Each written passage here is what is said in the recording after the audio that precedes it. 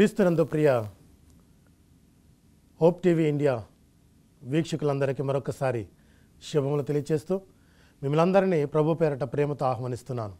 రండి మనమందరం కలిసి పరిశుద్ధ గ్రంథం నుండి వాక్యాన్ని ధ్యానం చేసుకుందాం. ప్రార్థనతో ప్రారంభించుకుందాం. దయచేసి అందరూ కళ్ళు మూసుకున్నట్లయితే ప్రార్థించుకుందాం. సర్వ సృష్టికి ఆధారభూతుడైన మా ఘనమైన యెహోవా దేవా, పరిశుద్ధుడా మీకు వందనాలు, స్తుతులు, స్తోత్రములు. వీక్షిస్తున్నటువంటి వీక్షకులను వారి కుటుంబాలను దీవించండి. పరిచర్య చేస్తున్నటువంటి నాయన కుటుంబాలను కూడా మీరు ఆశీర్వదించి దీవించి వర్ధిల్లింప చేయమని, మీరు మా అందరితో మాట్లాడమని యేసు క్రీస్తు నామమున ప్రార్థన చేయుచున్నాం తండ్రి, ఆమేన్. ప్రియ సహోదరి సహోదరులారా, ప్రభు నామమున మీ అందరికీ శుభములు తెలియచేస్తూ మరొకసారి మీ అందరినీ కలవటం చాలా సంతోషం, ఆనందంగా ఉంది. మరొక అంశంతో మీ ముందుకు నేను రావటం జరిగింది.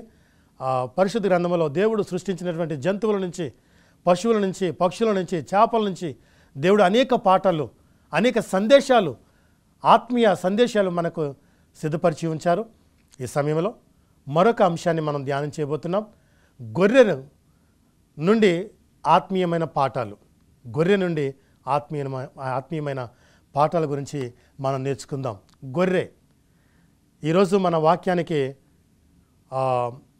ముఖ్య మూల వాక్యమని మనం చూస్తే పరిశుద్ధ గ్రంథం నుండి యోహాను సువార్త 1వ అధ్యాయం 29వ వచనం. ఇది మనందరికీ తెలిసినటువంటి వాక్యమే. ఇదిగో లోక పాపమును మోసుకొని పోవు దేవుని గొర్రెపిల్ల అని యోహాను యేసు ప్రభువుని చూపిస్తూ చెప్పినటువంటి మాట. అవునండి, ఈ గొర్రెపిల్ల యేసుక్రీస్తు ప్రభువారు. ఆయన గొర్రెపిల్ల వలె ఈ లోకానికి నీ కొరకు, నా కొరకు, మనందరి పాపములను నిర్మూలించటానికి ఆయన ఒక గొర్రె పిల్ల వలె బలియాగము అయి ఉన్నారు. నీ కొరకు, నా కొరకు, మనందరి కొరకు తన ప్రాణాన్ని అర్పించారు, తన రక్తాన్ని చిందించారు, మనకి రక్షణ భాగ్యాన్ని కలుగు చేశారు. ప్రియులారా, మన పాపాలు కడిగివేయబడ్డాయి. ఇక ఎన్నడూ మనం పాపము జోలికి పోకుండా పరిశుద్ధమైన జీవితాన్ని జీవించాలని దేవుడు నీ కొరకు, నా కొరకు ఆయన ప్రాణాన్ని అర్పించి ఉన్నారు. ఈ లోకంలో ఉన్న ప్రతి ఒక్కరి కొరకు ఆయన ప్రాణాన్ని అర్పించి ఉన్నారు. మరి మనం బహు జాగ్రత్త కలిగి పరిశుద్ధమైన జీవితాన్ని జీవించడానికి మనం సిద్ధపడాల్సిన సమయం ఆసన్నమైనది. చూద్దాం పరిశుద్ధ గ్రంథం నుండి గొర్రెని గురించి కొన్ని విషయాలు మనం నేర్చుకుందాం. గొర్రెను గురించి పాత నిబంధన గ్రంథంలో 400 సార్లు రాయబడింది. చూడండి, గొర్రెను గురించి పాత నిబంధన గ్రంథంలో 400 సార్లు రాయబడింది. క్రొత్త నిబంధన గ్రంథంలో 70 సార్లు గొర్రెను గురించి రాయబడింది. పాత నిబంధన గ్రంథంలో 400 సార్లు, క్రొత్త నిబంధన గ్రంథంలో 70 మార్లు గొర్రెను గురించి రాయబడి ఉన్నది. ఆ తర్వాత ఇశ్రాయేలు దేశంలో ఈ గొర్రెల పెంపకం ఎక్కువగా ఉంటుంది. ఎందుకంటే వారు పాలు, పెరుగు ఈ గొర్రెల మీదే ఆధారపడి ఉంటారు. కాబట్టి ఆ ప్రదేశాలలో ఈ గొర్రెల పెంపకం అత్యధికముగా ఉంటుంది. ఆ తర్వాత ఈ గొర్రెల్ని బలిదానముగా ఇవ్వటానికి కూడా ఈ ఇశ్రాయేలు ప్రజలు లేదా యెరూషలేము కాపరస్తులు ఈ గొర్రెల్ని అధికముగా పెంచుతూ ఉంటారు. దాన్ని బలిగా అర్పించడానికి వారు పెంచుతూ ఉంటారు. తర్వాత గొర్రెలు చాలా స్వభావం కలిగినటువంటి జీవులు గొర్రెలు. యెషయా గ్రంథంలో 53వ అధ్యాయంలో మనం అందరం ప్రభు సంస్కార కార్యక్రమం సమయంలో చదువుకుంటున్నటువంటి వాక్యము. యెషయా గ్రంథం 53వ అధ్యాయము. ఆయన బొచ్చు కత్తిరించువాని ఎదుట మౌనముగా ఉండు గొర్రె పిల్లవలే ఆయన మాట్లాడకుండా ఆయన మౌనంగా ఉండిపోయారని అక్కడ వాక్యంలో మనకు తెలియపరుస్తూ ఉంటాడు. అలాగే ఆ గొర్రెలు ఎప్పుడు కూడా కాపరిని వెంబడిస్తూ ఉంటాయి, కాపరి మీద ఆధారపడి జీవిస్తూ ఉంటాయి. అంతేకాకుండా గొర్రెలు ఎప్పుడు కూడా గుంపులుగా ఉండి మేత మేస్తూ ఉంటాయి. అవి ఎప్పుడు కూడా గుంపులుగా ఉండటానికి ఇష్టపడుతూ ఉంటాయి. ఎక్కువ గుంపులుగా ఉండుట కొరకు అవి ఇష్టపడుతూ ఉంటాయి. అంతేకాకుండా గొర్రెల్లో ఉన్నటువంటి ప్రత్యేకత, అవి మంచినీటి మాత్రమే త్రాగుతాయి. అది కూడా నిలకడగా ఉన్న నీరుని త్రాగుతాయి. మంచినీళ్ళు మాత్రమే త్రాగుతాయి. మురికి నీళ్ళని అవి ముట్టనే ముట్టవు. మురికి నీళ్ళని అవి ముట్టనే ముట్టవు. యేసుక్రీస్తు ప్రభువారు ఈ లోకంలో జన్మించినప్పుడు ఆ శుభవార్త మొదటగా ఆ గొర్రెలను పెంచే, ఆ గొర్రెలను మేపే కాపర్లకే ఆ సువార్త మొదటగా అందించబడింది. ఆ దేవుని దూత ఆ గొర్రెల దగ్గరికి వెళ్ళి ప్రత్యక్షమైనప్పుడు ఆ చీకటిలో ఆ వెలుగును చూసి వారు భయభ్రాంతులైపోయారు. ఆ వెలుగును చూడలేకపోయారు. అప్పుడు దూత ఈ విధంగా అంటున్నాడు, భయపడకుడి, ఇదిగో లోక పాపమును మోసుకొని పోవు దేవుని గొర్రెపిల్ల, లోకరక్షకుడు మీ కొరకు జన్మించి ఉన్నారు. దానికి ఇదే మీకు ఆనవాలు. మీరు వెళ్ళండి, పశువుల తొట్టిలో శిశువు చుట్టబడి పెట్టబడి ఉన్నారు, మీరు వెళ్ళండి చూడండి అని మొదటి శుభవార్త గొర్రెల కాపర్లకి అందించబడింది. చూడండి ఎంత గొప్ప ధన్యత, ఎంత గొప్ప ధన్యత. గొర్రెలు దేవుని సేవలో చక్కగా ఆ పరిశుద్ధ గ్రంథంలో వాటి గురించి ఎన్నో విషయాలు చెప్పబడుతున్నాయి. గొర్రెల గురించి, గొర్రెల కాపర్ల గురించి. ఈ గొర్రెల నుంచి దేవుడు మనకు కొన్ని ఆత్మీయ పాఠాలు మనకు నేర్పించడానికి ఇష్టపడుతూ ఉన్నారు. చూద్దాం. అందుకే పరిశుద్ధ గ్రంథంలో దావీదు మహారాజు, ఆయన ఒక మహారాజు అయ్యుండి చక్కని మాటలు రాస్తూ ఉన్నాడు. కీర్తన గ్రంథం 23వ అధ్యాయంలో యెహోవా నా కాపరి అంటున్నాడు. అనగా నేను మానవులమైన మనమందరము గొర్రెలుగా దేవుడు ఒక కాపరిగా ఆయన వర్ణిస్తూ ఉన్నాడు. చూడండి ఎంత చక్కగా వర్ణిస్తున్నాడో. మనం పాటలో కూడా పాడుకుంటూ ఉంటాం కదా, యెహోవా నా కాపరి, యెహోవా నా ఊపిరి, నాకు లేమి కలుగదని. ఆ చక్కని ఆ పాట ఈ దావీదు రాసినటువంటి ఈ మాటల నుంచే వచ్చి తీయబడింది. కాబట్టి యెహోవా నా కాపరి, నాకు లేమియు కలుగదు. పచ్చిక గల చోట్ల ఆయన నన్ను పరుండ్ల చేయుచున్నాడు. పచ్చిక గల చోట్ల, ఎక్కడైతే మంచి కాపరి ఆ మందను వాటిని సరైన ఆహారం కోసం పచ్చిక బయళ్ళ వైపుకి నడిపిస్తూ ఉంటాడు. దావీదు ఈ విధంగా రాస్తున్నాడు, యెహోవా నా కాపరి, నాకు లేమియు కలుగదు. పచ్చిక బయలులో ఆయన నన్ను నడిపించుచున్నాడు. శాంతికరమైన జలముల యొద్దకు ఆయన నన్ను నడిపించుచున్నాడు. గాఢాంధకారపు లోయలో నేను సంచరించినను ఏ అపాయమును నాకు తగులదు, నేను భయపడను. చాలా చక్కని గీతాన్ని దావీదు మహారాజు రాస్తూ ఉన్నాడు. చూడండి, ఈ గొర్రెల గురించి మనం ఆలోచిస్తే ఆదికాండము 4వ అధ్యాయం 4వ వచనంలో ఎప్పుడైతే ఆదాము అవ్వలు పాపములో పడిపోయారో వారి బిడ్డలు అర్పణలు అర్పించడం ప్రారంభించారు.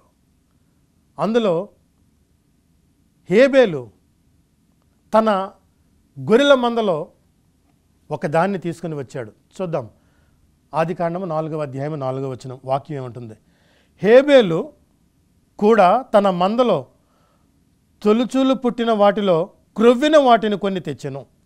యెహోవా హేబేలు అతని అర్పణను లక్ష్యపెట్టెను. ఇది దేవుని యొక్క ప్రణాళిక. పాపము పరిహారార్థము రక్తము చిందించబడాలి. కాబట్టి కయ్యేనేమో తన పంట పొలంలో నుంచి అవన్నీ తీసుకొచ్చి దేవునికి అర్పించాడు. హేబేలేమో తన మందలో నుంచి క్రొవ్విన వాటిని, ఏడాది గొర్రె పిల్లలను క్రొవ్విన వాటిని తీసుకొని కొన్ని దేవునికి అర్పించారు. వారిద్దరి అర్పణలో హేబేలు అర్పణ దేవుడు అంగీకరించారు. ఎందుకంటే అది దేవుని చిత్త ప్రకారముగా ఇవ్వబడినటువంటి అర్పణను కాబట్టి. మనం ఏం చేసినా దేవుని ప్రణాళికబద్ధంగా మనం ముందుకు సాగాలనేది దేవుని యొక్క వాక్యం మనకు నేర్పిస్తుంది. గమనిస్తున్నారా ప్రియ సహోదరి సహోదరుడా? వీక్షిస్తున్నా మీరందరూ చూస్తున్నారా? దేవుని యొక్క ప్రణాళిక మనం అర్థం చేసుకోవాలని ఈరోజు ఆ గొర్రె మనకి పాఠాన్ని నేర్పిస్తుంది. అంతేకాకుండా ఈ తప్పిపోయిన గొర్రె కథను యేసు ప్రభువారు మనకు చెప్పడం మనం నేర్చుకుంటున్నాం. మనం వింటూ ఉంటాం ఎప్పుడు కూడా. తప్పిపోయిన లూకాసు వార్త 15వ అధ్యాయం చెప్పగానే, ఆ అధ్యాయం పేరు చెప్పగానే వెంటనే మనందరికీ జ్ఞాపకం వచ్చేది తప్పిపోయిన గొర్రె, తప్పిపోయిన నాణ్యము, తప్పిపోయిన కుమారుడు. ఈ 3 విషయాలు మనకి జ్ఞాపకం వస్తూ ఉంటాయి. ఇక్కడ తప్పిపోయిన గొర్రెను గురించి మనం కొద్ది నిమిషాలు ధ్యానం చేద్దాం. ఇక్కడ తప్పిపోయిన ఈ గొర్రె 100 గొర్రెలు ఉన్నాయి, అందులో ఒకటి తప్పిపోయింది. ఆ 99ని తీసుకొచ్చి ఆ దొడ్డులో కట్టివేసి ఆ కాపరి రాత్రనక, రాళ్ళు రప్పలనక, అరణ్యంలో ముళ్ళు గెచ్చ పొదలలో, ఆ కొండలు ఎక్కుతూ దిగుతూ ఆ తప్పిపోయినటువంటి ఆ గొర్రె కోసం తిరుగుతూ ఉన్నాడు. ఇక్కడ ఈ గొర్రె స్థానంలో నీవు నేను మనమందరం ఉన్నాం. మనమందరము తప్పిపోతున్నాం. ఏ భేదము లేదు, అందరూ గొర్రెల వలె త్రోవ తప్పిపోతుమి అని వాక్యం సెలవిచ్చినట్లుగా మనమందరము త్రోవ తప్పి దేవునికి దూరంగా వెళ్ళిపోతూ ఉన్నాం. దేవుడు మనల్ని వెదికి పట్టి తీసుకొచ్చి మందలో కలుపుతున్నాడు. ఇది ప్రస్తుతం యాజకులకి, సువార్త సేవకులకి ఇవ్వబడినటువంటి బాధ్యత. సంఘములో ఎవరైనా తప్పిపోతే వెళ్ళి వెతికి మాట్లాడి వారితో సమయాన్ని గడిపి వారిని దేవుని మందిరానికి నడిపించవలసిన బాధ్యత సేవకులమైన మనందరిపై పెట్టి ఉన్నారు. గొర్రె తప్పిపోయింది, కానీ దానికి తిరిగి రావటం తెలియదు. గమనించండి, మనం కొన్ని ఆత్మీయ పాఠాలు మనం నేర్చుకుంటున్నాం. ఈ గొర్రె దారి తప్పిపోయింది. ఆ కాపరి మంచి కాపరి, ఆయన దాన్ని వెతుక్కుంటూ వెళ్ళాడు. చివరికి ఎక్కడో ఇరుక్కుపోయి కనిపించింది. ఆయన ఆ కోత కూసుకుంటూ వెళుతున్నాడు. ఆ స్వరాన్ని ఆ గొర్రె వింటుంది. ఆ కాపరి స్వరాన్ని ఆ గొర్రెకి తెలుసు, ఆ స్వరం ఆ గొర్రెకి తెలుసు. కాబట్టి వాళ్ళిద్దరూ కూడా ఆ విధంగా గుర్తుపట్టి స్వరాల్ని, ఎప్పుడైతే ఆ గొర్రెల కాపరి స్వరం ఏందో అది కూడా అరిచింది. వెంటనే దాన్ని పట్టుకొని సంతోషంతో, తప్పిపోయిన నా గొర్రె దొరికిందని భుజాల మీద వేసుకొని ఆనందంతో, సంతోషంతో ఆయన తిరిగి వచ్చి ఆ 99 గొర్రెల్లో దాన్ని కలిపి అక్కడ పెట్టి, తప్పిపోయిన నా గొర్రె దొరికిందని సంతోషంతో చక్కని విందుని చేయించి ఉన్నారు. తప్పిపోయినటువంటి ఆత్మలు రక్షింపబడాలనేది దేవుని యొక్క ప్రణాళిక అయి ఉన్నది, దేవుని యొక్క ఉద్దేశమై ఉన్నది. కాబట్టి ఓ సహోదరి సహోదరుడా, నీవు నేను, మనము, మన కుటుంబము, మన ఇరుగు పొరుగు వారు, మన గ్రామంలో ఉన్నవారు దేవుని నుంచి తప్పిపోతున్న వారు ఎవరైనా ఉన్నారా? వారి బాధ్యత మనదే. మనము వారిని వెతికి పట్టి ప్రభు సన్నిధికి వారిని నడిపించాలి. ప్రభు సన్నిధిలో అందరూ ఉండాలనేది దేవుని యొక్క ఉద్దేశమై ఉన్నది. ఇక్కడ గొర్రెలు మనమందరమై ఉన్నాము, మన కాపరి దేవుడై ఉన్నారు అనే విషయాన్ని మనం గుర్తించాలి. యోహాను సువార్త 10వ అధ్యాయము 27వ వచనములో ఆయన అంటున్నాడు, నా గొర్రెలు నా స్వరమును వినును, నేను వాటిని ఎరుగుదును, అవి నన్ను వెంబడించును. అవును, మంచి కాపరి ఆ గొర్రెల యొక్క యోగక్షేమాలన్నీ చూస్తాడు. వాటిని నడిపించుటలో, వాటిని పోషించుటలో, ఆహారం పెట్టుటలో బాధ్యత కలిగి, భారం కలిగి వెళతాడు. ముందుండి నడిపిస్తాడు, వెన్నంటే ఉండి ఎలాంటి ఏ తోడేళ్ళు, ఏ క్రూర మృగాలు రాకుండా కాపాడుకుంటూ ఉంటాడు. తన ప్రాణాన్ని అర్పిస్తాడు, తన ప్రాణాన్నైనా అర్పించి వాటిని కాపాడుకుంటాడు.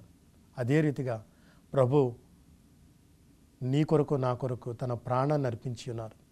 మనం తప్పిపోకూడదని, మనం నశించిపోకూడదని, మనం పాపంలో కూరుకుపోకూడదని, మనల్ని రక్షించటానికి ప్రభు ఈ లోకానికి వచ్చి ఆయన రక్తాన్ని చిందించి తన ప్రాణాన్ని అర్పించి ఉన్నారు. ఓ ప్రియ వీక్షకులారా, గమనిస్తున్నారా దేవుని యొక్క ప్రేమను? గొర్రె నుంచి మనం నేర్చుకుంటున్నటువంటి పాఠాలు. ఇంకా మనం పరిశుద్ధ గ్రంథంలో చూసినట్లయితే యోహాను సువార్త 10వ అధ్యాయము 7 నుంచి 17 వరకు మనం చూసుకుంటే గొర్రెను గూర్చి ప్రభు అనేక విషయాలు మాట్లాడారు. అనేక విషయాలు మాట్లాడటం జరిగింది. గొర్రెకి కాపరికి మధ్య ఉన్నటువంటి సంబంధము అది ఎలాంటిదో, ఎలా ఉంటారో, ఎలా ఉండాలో ఇవన్నీ కూడా ప్రభు ఆ వాక్యాలలో ఆయన చక్కగా వర్ణిస్తున్నారు, వివరిస్తున్నారు. కాబట్టి అటువంటి బాంధవ్యం కలిగి జీవించాలని దేవుని యొక్క ఉద్దేశమై ఉన్నది. అంతేకాకుండా మత్తయి సువార్త 7వ అధ్యాయం 15వ వచనంలో గొర్రెలు అయినా మనము బహు జాగ్రత్త కలిగి ఉండాలని చెప్తున్నారు. ఎందుకంటే ఈ గొర్రెలను మోసం చేయటానికి మరికొందరు గొర్రె చర్మములను కప్పుకొని ఆ గొర్రెల మధ్యకి రాబోతున్నారు. అది ఇప్పుడే కాదు, అనాది కాలంలోనూ జరిగింది, ప్రస్తుతం జరుగుతూనూ ఉంది, రానున్న కాలంలో ఇంకా భయంకరంగా జరగనయ్యున్నవి. ఈనాడు కూడా ప్రస్తుతం మన కాలంలో కూడా అబద్ధ బోధకులు గొర్రె చర్మము కప్పుకొని మన మధ్యలోనికి వస్తూ ఉన్నారు. అలాంటి వారి విషయంలో జాగ్రత్త పడమని దేవుని యొక్క వాక్యం మనకు నేర్పిస్తుంది. మత్తయి సువార్త 7వ అధ్యాయం 15వ వచనంలో ఏమంటున్నాడో ఒకసారి వాక్యం నుంచి చదువుకుందాం. అబద్ధ ప్రవక్తలను గురించి జాగ్రత్త పడుడి, వారు గొర్రె చర్మములను వేసుకొని మీ యొద్దకు ఒత్తురు, కానీ లోపల వారు క్రూరమైన తోడేళ్ళే. వింటున్నారా ప్రియ సహోదరి సహోదరుడా? ఎవరు వచ్చినా వారు దైవజనులుగా మనం నమ్మటం మంచిది కాదు. ఎవరైతే వాక్యానుసారముగా బోధిస్తున్నారో, స్వలాభం కోసం కాకుండా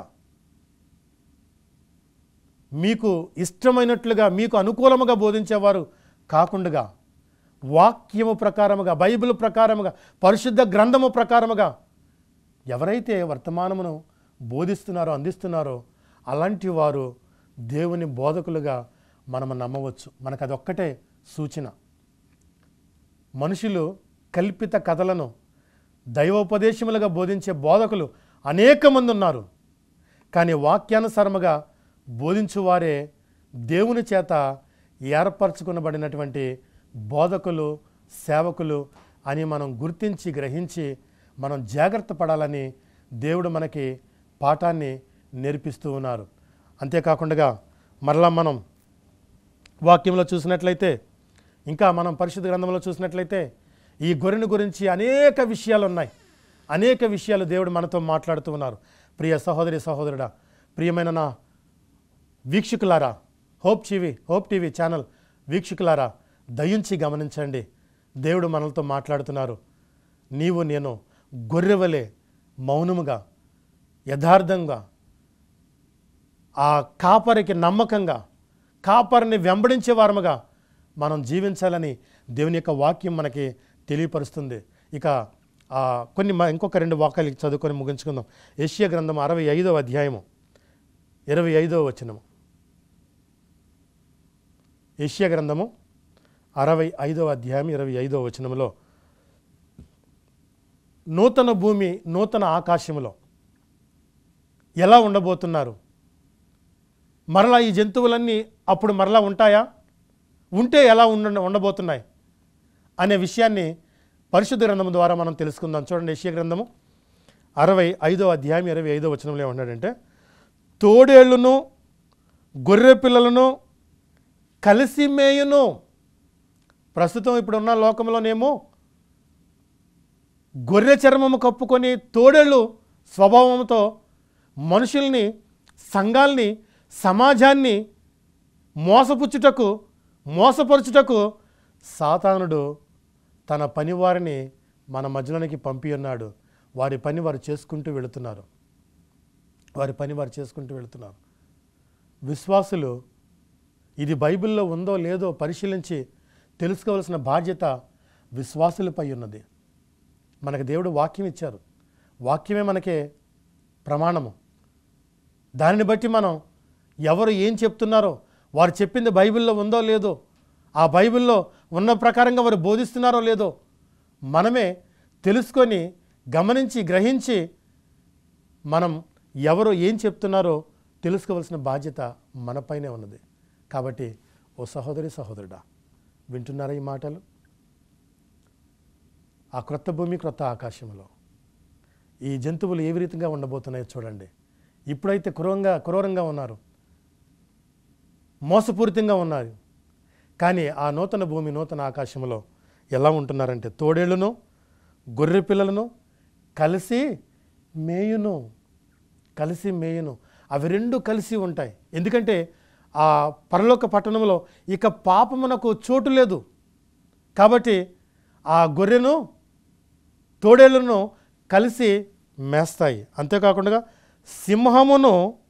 సింహము ఎద్దువలే గడ్డి తినును. సింహము ఎద్దువలే గడ్డి తినును అని వాక్యము మాట్లాడుతూ ఉన్నది. అంతేకాకుండా సర్పమునకు మన్ను ఆహారమగును. సర్పమునకు మన్ను ఆహారమగును. నా పరిశుద్ధ పర్వతములో అవి హాని అయినను నాశనమైనను చేయకుండును. అవును ప్రియమైన సహోదరి సహోదరులారా, దేవుని యొక్క రాజ్యములో, ఆ నూతన భూమి నూతన ఆకాశములో మనమే కాదు, ఆ విషపూరితమైనటువంటి జంతువులు, పశువులు, పక్షులు ఇవన్నీ కూడా ఇక ఎన్నడూ ఆ పాపపు స్వభావము లేకుండగా, ఆ క్రూరత్వము లేకుండగా ఇవన్నీ సాధు స్వభావం కలిగి జీవిస్తాయి. అటువంటి జీవితాన్ని అవన్నీ కలిసి జీవిస్తాయి. అవి తినే ఆహారం ఏమిటో తెలుసా? చూడండి, తోడేలను గొర్రెలను కలిసి మేయును. సింహము ఎద్దువలే గడ్డి తినును. తరువాత సర్పమునకు మన్ను ఆహారమగును.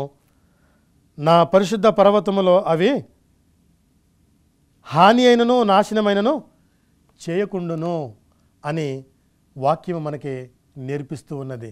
కాబట్టి అది ఎంత చక్కగా మన చూడముచ్చటగా సంతోషంగా ఉండే స్థలమో చూస్తున్నారా? పూర్వము సృష్టి ప్రారంభించినప్పుడు ఏదైనా మనం ఏ రీతిగా పరిశుద్ధంగా ఉన్నదో అదే రీతిగా మరలా తిరిగి దేవుడు నూతన భూమిని నూతన ఆకాశమును దేవుడు కలుగు చేయబోతూ ఉన్నాడు.